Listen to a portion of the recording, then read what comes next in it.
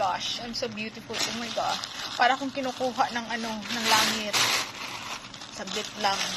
Bakit ganun? Ay. Okay, kakain na naman tayo. We're going to eat this. This is kubus. This is the bread of Arabic people in house. So, samusa. Nakakatipid talaga ako. Pag ganito ang nangyayari sa buhay ko. This is the lunch for today.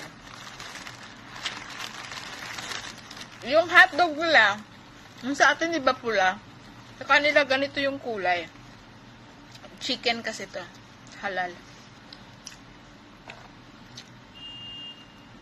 Fries. Yung English ko dito, naging barok-barok na. Kailangan mo makasabay kasi ikaw yung mag-a-adjust para maintindihan ka.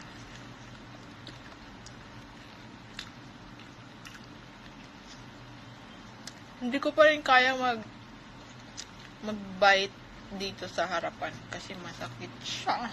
Kaya dito ako nag-ano sa gilid.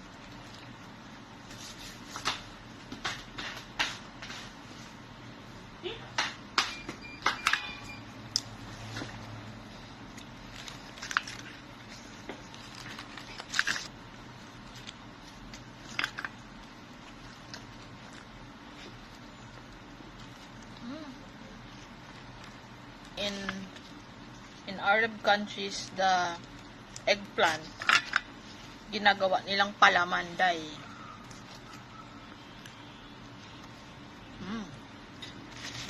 I just realized that the combination of the fried eggplant and the bread is nice. Sambusa.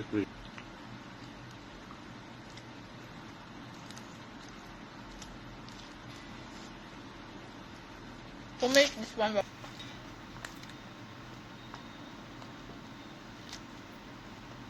Ang agenda ko today ay kumain.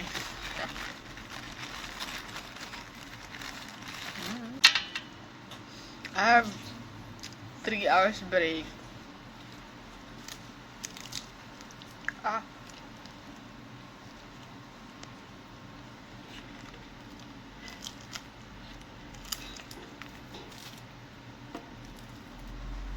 What is this, Baba? This is spicy. Sarsur. Sarsur. I just realized that sarsur is cockroach. Thank you so much, Baba. O may pa-juice pa si Baba. May pa-orange juice pa. Tapos may tubig pa siya, o, diba? Kumpleto ng aking lunch.